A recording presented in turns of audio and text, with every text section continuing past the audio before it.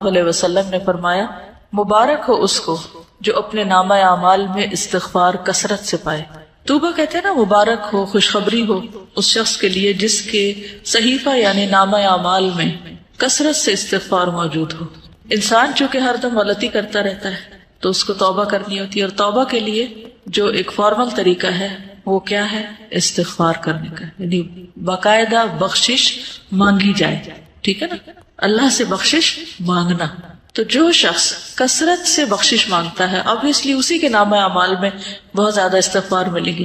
تو اگر آپ امیجن کریں کہ آپ کے ایک دن کے جو سارے اعمال ہیں یا ان کی جو کہانی ہے صبح سے شام تک کی، تو ہم سب دیکھیں کہ ہمارے نامہ اعمال میں ہمارے ایک دن کی ڈائری میں کتنی بار استغفار شامل ہوئی، ہم نے کتنی بار استغفار کیا، یعنی لفظ استغفر اللہ یا اللہم اغفر لی یا رب اغفر لی یا اللہ مجھے معاف کر دے کتنی بار کہا، کیونکہ جتنی بار کہیں گے اتنی بار ہی لکھا جائے گا، یعنی جتنی بار معافی مانگیں گے استغفار کریں گے وہی موجود پائیں گے۔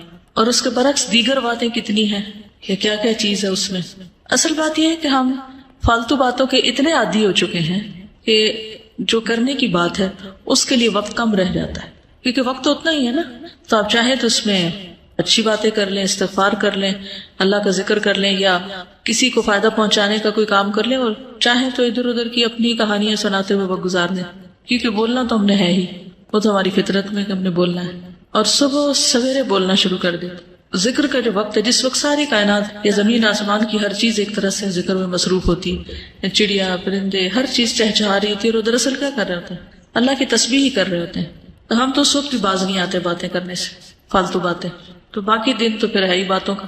تو ہم سب کو اپنا محاسبہ کرنے کی ضرورت ہے، اور اپنے لیے ایک سوال لکھ کے رکھ سکتے ہیں کہ میں نے آج کتنی بار استغفار کی۔ نبی صلی اللہ علیہ وسلم کتنی بار کیا کرتے تھے؟ جی 70 سے 100 بار کیا کرتے تھے، اور وہ اللہ کے رسول تھے، اور ان کے اگلے پچھلے گناہ سب معاف کر دیے گئے تھے۔ اور ہمارا طرز عمل کیا ہے؟ وجہ یہ ہے کہ ہمیں اپنی غلطیوں کا احساس ہی نہیں ہے، کہ جب احساس ہوتا ہے، ایک تڑپ آتی ہے، ایک پریشانی ہوتی ہے، تو پھر ہی انسان اس کے ازالے کی کوشش کرتا ہے نا۔ مثلا اگر کسی کے جسم میں کوئی بیماری ہو، جیسے کینسر ہوتا ہے، اور اس کو پتہ ہی نہ ہو کہ وہ بیمار ہے، تو کیا وہ علاج کرائے گا؟ نہیں کرے گا، حتیٰ کہ وہ مرض اس کے لیے کیا بن جاتا ہے؟ جان لیوا بن جاتا ہے۔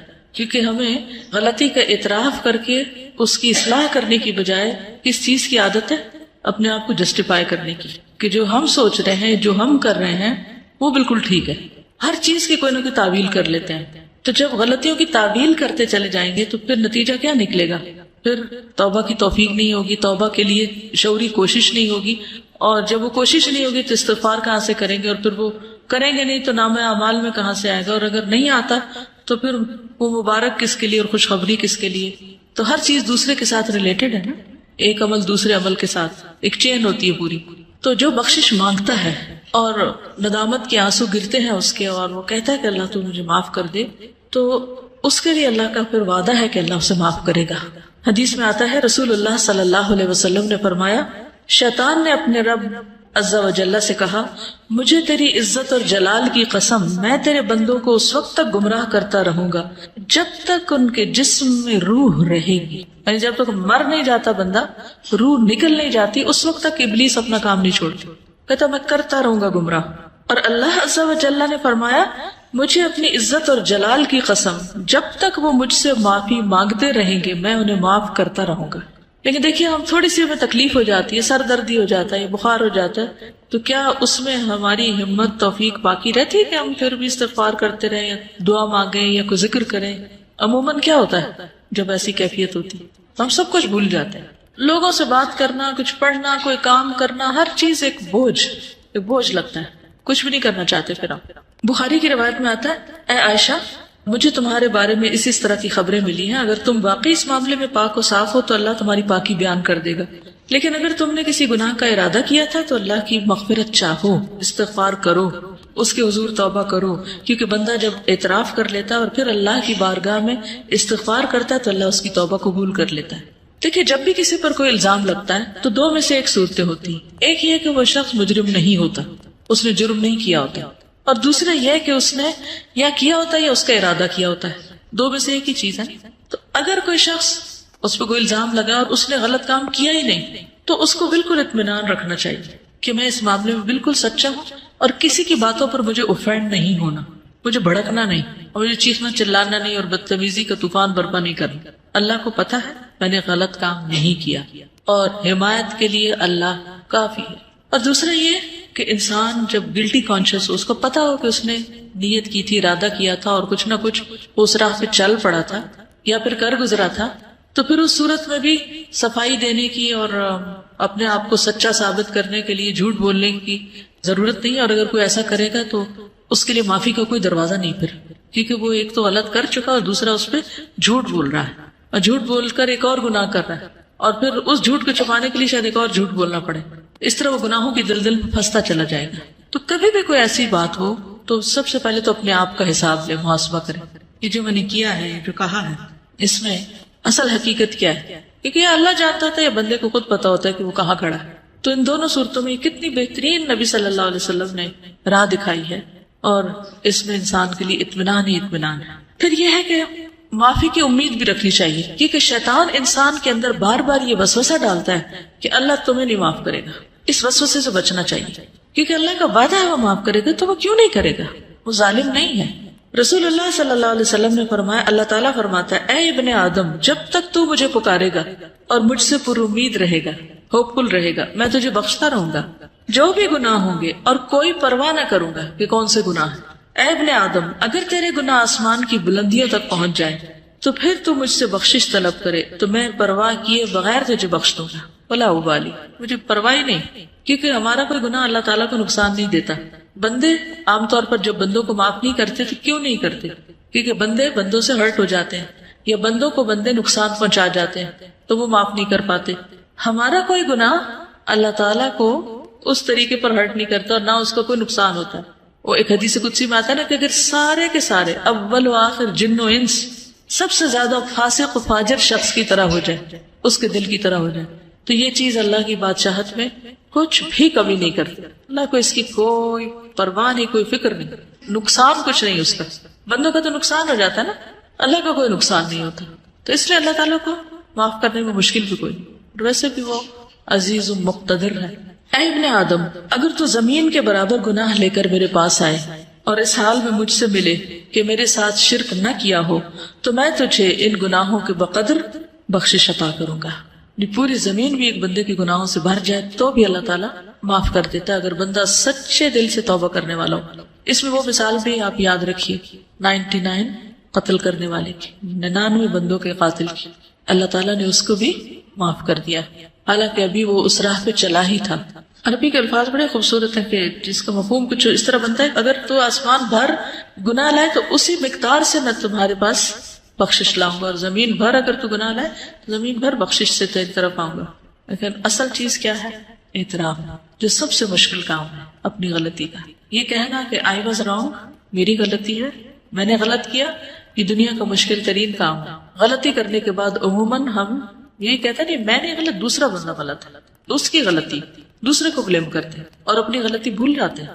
تو توبہ کے لیے لازمی شرط یہ کہ پہلے بندہ مانے، اقرار کرے کہ ہاں میں نے غلط کیا، ورنہ زبان سے صرف تسبیح لے کے آپ سارا دن 1000 دفعہ کہتے رہے، اگر آپ مان ہی نہیں رہے اپنی غلطی تو کس بات کی معافی مانگ رہے ہیں؟ پھر کس بات کی توبہ کر رہے ہیں؟ کس بات پہ استغفار کہہ رہے ہیں؟ نہ آپ وہ بری عادت چھوڑ رہے ہیں اور نہ ہی آپ اس کا اقرار کر رہے ہیں اور نہ آپ اس پہ شرمندہ ہیں اور نہ آپ کو پورا یقین ہے کہ اللہ اس کو معاف کر دے گا، تو پھر کر کیا رہے ہیں آپ؟ صرف زبان کی ایکسرسائز یا ہاتھوں سے دانے پھینکتے چلے جا رہے ہیں کہ میں استغفار کر رہا ہوں۔ پھر یہ کہ جب انسان اللہ سے پر امید ہوتا ہے اور واقعی یہ یقین رکھتا ہے کہ میرا رب ہے جو مجھے معاف کرے گا یا معاف کر سکتا ہے یا وہ کرتا ہے، ضرور کرتا ہے، تو ایسا شخص پر کبھی مایوس نہیں ہوتا، وہ مایوسی کے قریب نہیں جاتا، ہر حال میں پر امید اور مطمئن رہتا ہے۔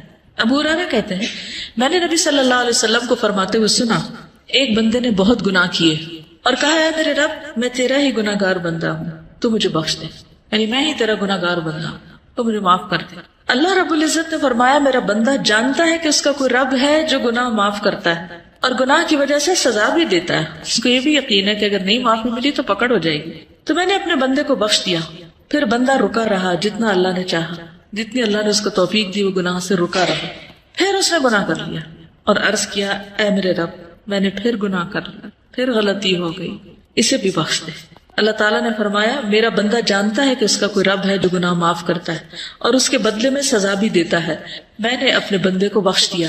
پھر جب تک اللہ نے چاہا بندہ گناہ سے رکا رہا، پھر اس نے گناہ کر لیا اور اللہ کے حضور عرض کیا اے میرے رب میں نے پھر گناہ کر لیا، تو مجھے بخش دے.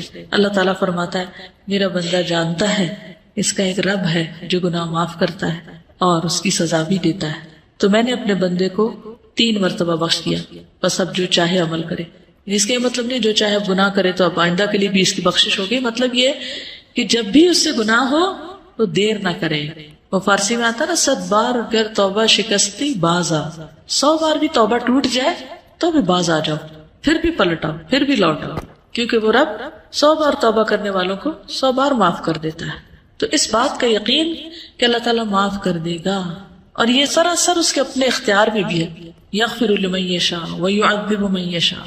رونا کس بات پہ آنا چاہیے کہ اللہ یہ سب تیرا فیصلہ ہوگا، اگر تو نے معاف نہ کیا تو میرے پاس تو کوئی اور دروازہ نہیں کہ میں وہاں جا کے معافی مانگوں، تجھے کو معاف کرنا ہے اور تو معاف کر دے. تو اس کے لیے تڑپنا بھی چاہیے، یعنی اس کو کھیل نہیں بنا لینا چونکہ اللہ نے معاف کر دینا اس لیے گناہ کر لو اور کرتے چلے جاؤ.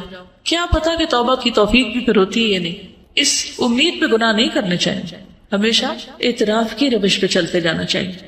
نبی صلی اللہ علیہ وسلم نے لوگوں کو استغفار کی ترغیب بھی دلائی ہے متعدد بار.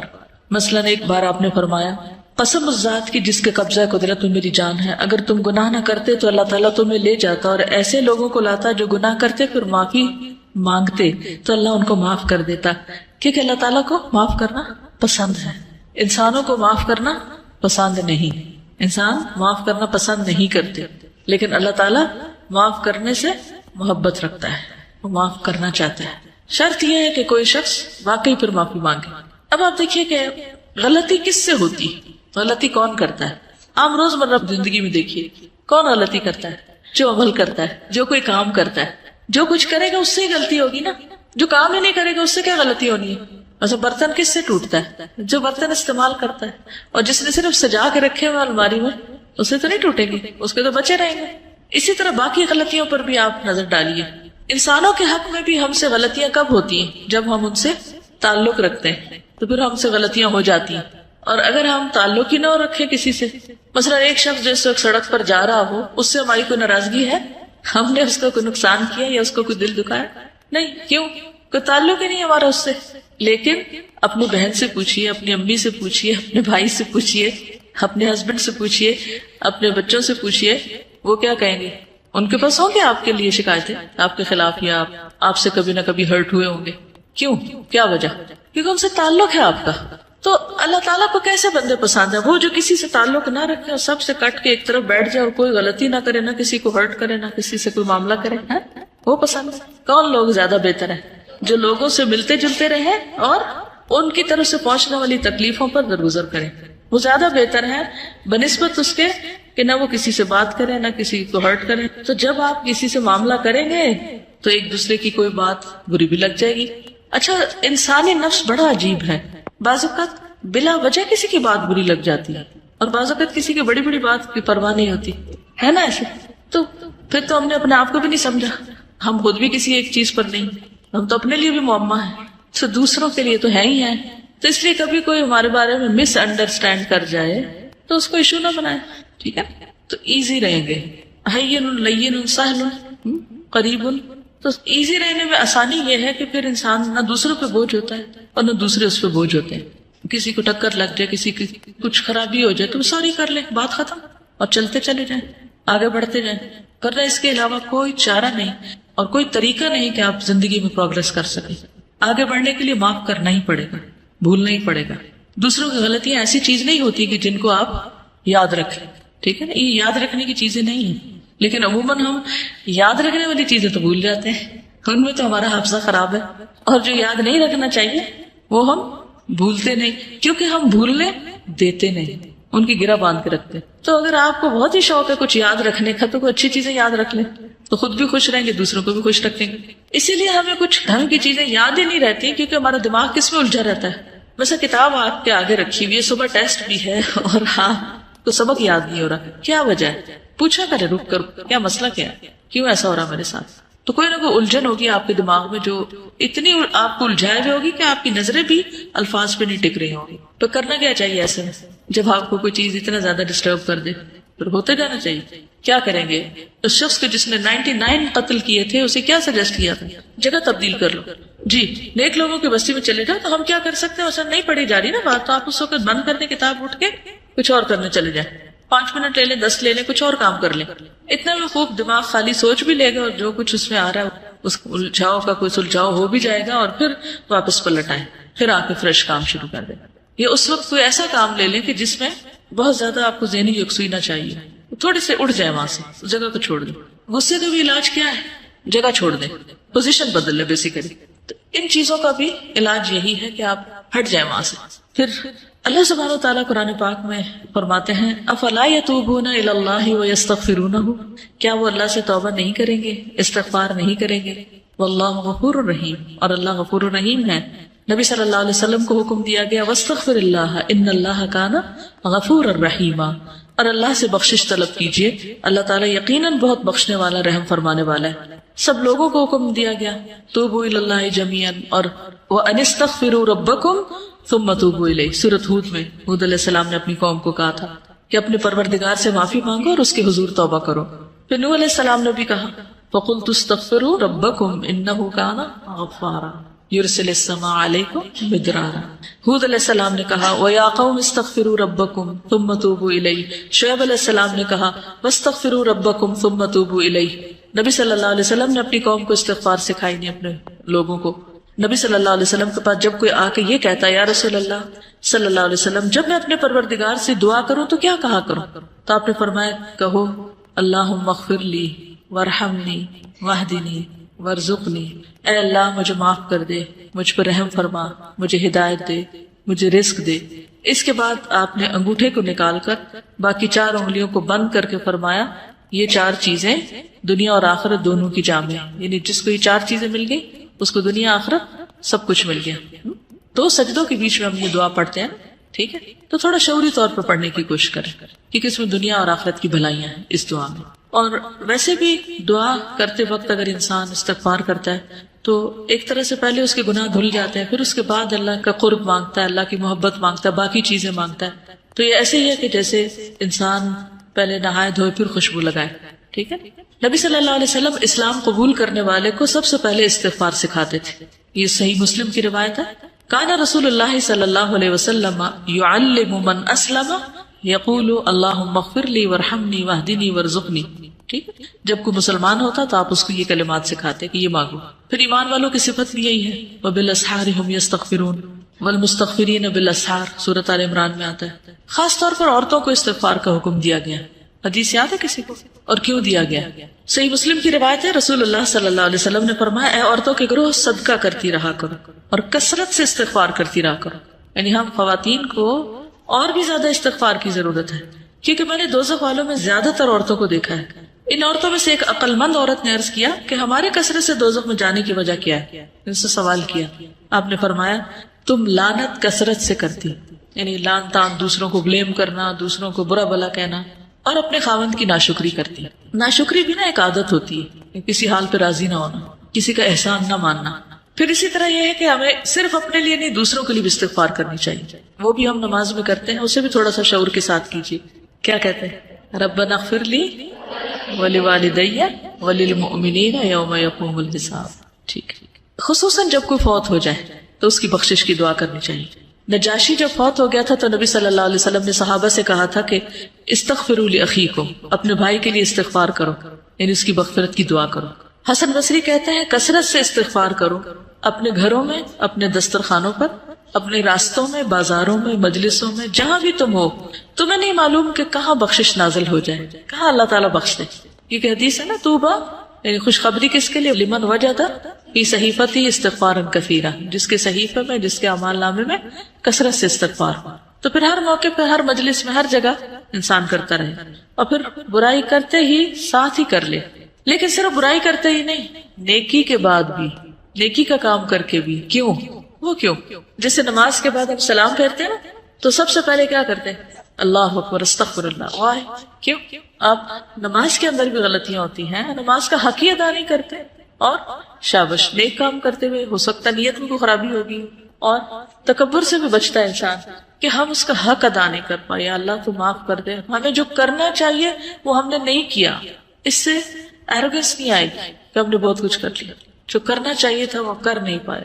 ما عبدناک حق عبادتک، فرشتے کہیں گے نا، اور حقیقت بھی یہی ہے نا، ہم میں سے کون سیٹسفائیڈ اپنے کاموں سے کہ میں تو بہت اچھے کر رہا ہوں، یہ دھڑکا لگا رہتا ہے کہ کل جب کھلے گا اعمال نامہ تو پتہ نہیں کون سا کام کس کوالٹی کا نکلے گا اس میں سے۔ اول تو نیکیاں کرتے ہی کام ہے، جو کر لیتے ہیں ان کو خراب بہت زیادہ کر دیتے ہیں، مختلف چیزوں سے ان کو ستیہ ناش بھی کرتے ہیں یا ان کی شکل بگاڑ دیتے، تھوڑا سا کام کر لیتے ہیں تو بس چین نہیں پاتے جب تک لوگوں کو بتا نہ بیٹھے کہ یہ میں نے کیا تھا۔ یہ جیسے ابھی بات یہ تھی نا کہ اگر کوئی بات کر رہا ہوں تو میں تو پہلے سے ہی کرتا ہوں، مجھے تو پہلے ہی پتا ہے، یہ تو میں پہلے سے جانتا ہی ہوں، یہ تو مجھے آتی ہے، یہ میں نے تو کیا تھا۔ عموماً کیا جملے ہوتے ہیں